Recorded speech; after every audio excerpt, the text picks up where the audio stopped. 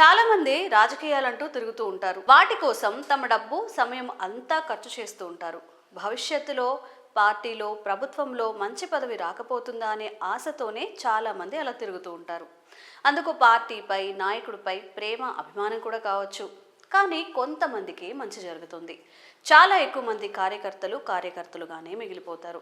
చివరికి జేబు గుల్లై వయసు మీద పడి చిల్లి గవ్వ లేకుండా రోజు కూలీలా అడ్డా మీద నిలబడాల్సి వస్తుంది. మరి కొంతమంది పరిస్థితి మరింత దిగజారి అడుక్కునే స్థాయికి కూడా వచ్చేస్తారు. అలా రాజకీయాలంటూ తిరిగి రోడ్డున పడ్డ ఓ బీజేపీ లీడర్ గురించి ఇప్పుడు మనం తెలుసుకుందాం.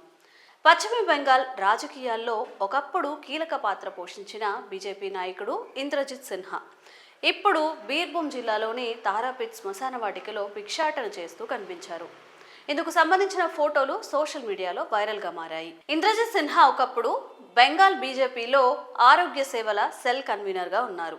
అప్పటి రాష్ట్ర అధ్యక్షుడు రాహుల్ సిన్హా సలహా మేరకు రాజకీయాల్లోకి ప్రవేశించి బీజేపీ ఉనికిని పెంచడానికి పగలు రాత్రి పనిచేశారు. 40 ఏళ్ల ఇంద్రజిత్ సిన్హాకి పెళ్లి కాలేదు. ఆయన తల్లిదండ్రులు ఇప్పటికే మరణించారు.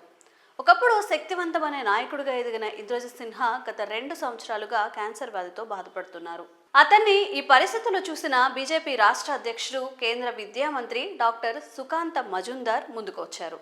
క్యాన్సర్తో బాధపడుతున్న ఇంద్రజిత్ సిన్హాను వెంటనే హాస్పిటల్లో చేర్పించమని బీర్భూం బీజేపీ జిల్లా అధ్యక్షుడిని కోరారు.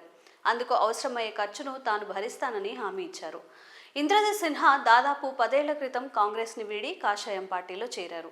ఆయన పార్టీ కోసం ఎంతో కష్టపడ్డారు.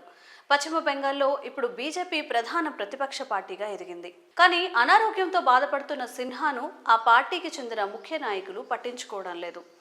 తనను ఆర్థికంగా చూసుకోవడానికి ఎవరూ లేకపోవడంతో తారాపీట్కు వెళ్లి అక్కడ శ్మశాన వాటికలో భిక్షాటన చేయడం ప్రారంభించారు. ఇంద్రజిత్ మాట్లాడుతూ ప్రజలకు సహాయం చేస్తూనే తాను అప్పుల్లో కూరుకుపోయానని అన్నారు.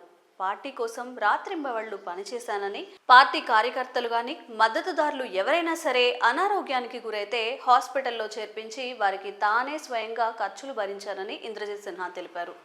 పార్టీ కార్యక్రమాలు నిర్వహించి తాను చాలా అప్పుల్లో కూరుకుపోయానని, అందుకే ఈరోజు తనకు ఈ గతి పట్టిందని, తినడానికి తిండి కూడా లేక ఇలా బయట అడుక్కుంటున్నానని ఇంద్రజిత్ సిన్హా ఆవేదన వ్యక్తం చేశారు. మరి ఇంద్రజిత్కి వచ్చిన పరిస్థితి కన్నీళ్లు పెట్టిస్తున్నప్పటికీ ఈయన జీవితం చాలా మందికి ఒక డేంజర్ బెల్ లాంటిది. రాజకీయాలంటూ ఇళ్ళు ఒళ్ళు గుల్ల చేసుకుంటున్న సామాన్య కార్యకర్తలు ఇంద్రజిత్ జీవితాన్ని ఓ గుణపాఠంలా భావించి రాజకీయ పిచ్చిని నెత్తికి ఎక్కించుకోకండి. రాజకీయ అవగాహన, చైతన్యం ఉండాలి. నిజాయితీగా ఓటేయాలి.